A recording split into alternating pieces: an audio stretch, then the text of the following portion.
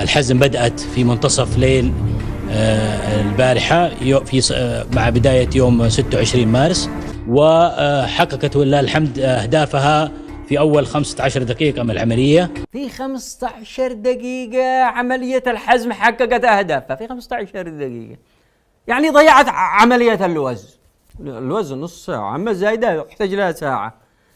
عملية سريعة حققت أهدافها في 15 دقيقة، شوفوا على سرعة، ومع ذلك ما لقطش ساهر يعني. وحققت ايش؟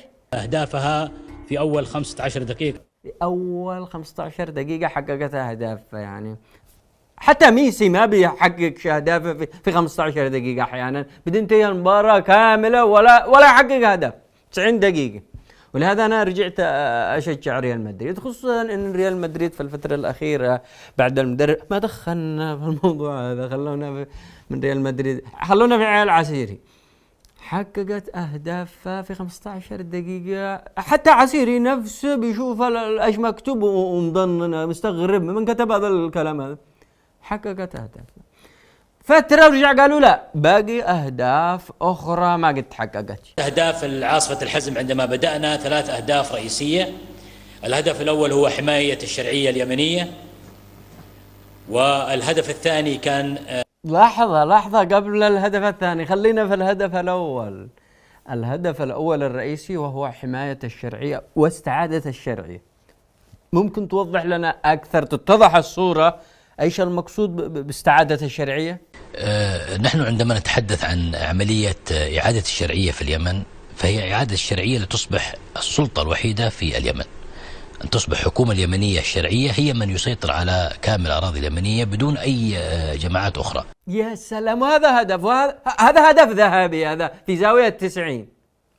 في أحسن من هذا الهدف أن تكون سلطة الشرعية هي السلطة الوحيدة باسطة نفوذها على كل أرجاء البلد بدون أي جماعات أخرى.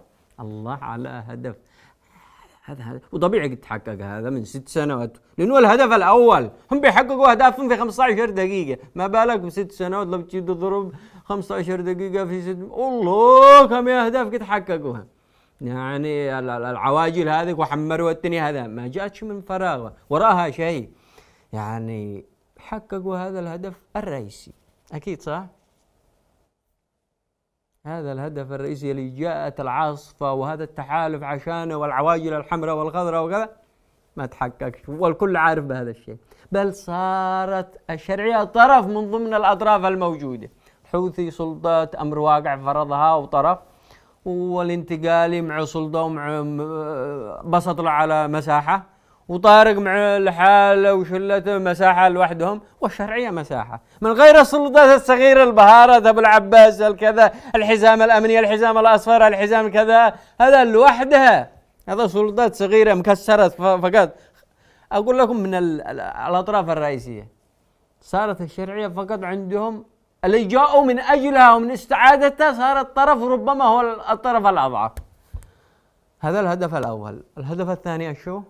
والهدف الثاني كان ردع الميليشيات الحوثية من الاستمرار في عملياتها وتدمير قدراتها العسكرية التي استولت عليها من الجيش اليمني. وهذا الهدف الثاني لعاصفة الحزم وهو تدمير أسلحة الحوثي اللي استولى عليها من الجيش اليمني. هذا الهدف الثاني أكيد طبعا تحقق هذا الهدف. وترسانة الحوثيين من الأسلحة صواريخ متنوعة الطرازات، طائرات مسيرة، ألغام ومقذوفات ومتفجرات وقنابل وصواريخ مضادة للدبابات ومنظومات من صواريخ كروز أكثر تطورا. لا هذا السلاح مع الحوثي للآن بعد 6 سنوات؟ طيب كان بداية العاصفة ما فيش معه لا طيران مسير ولا معه من هذا الصواريخ، بداية العاصفة ما كان فيش معه، ولكن بعد ما انتصرت عاصفة الحزم، لأنه لو لاحظتوا للعاجل أثناء المؤتمر الصحفي إيش مكتوب؟ مؤتمر صحفي للناطق باسم عاصفة الحزم بعد إعلان انتصارها. هذا بعد ما انتصرت عاصفة الحزم وصارت مع الحوثي هذا السلاح. أما لو ما انتصرت عاصفة الحزم يعلم الله إيش بيكون مع الحوثي.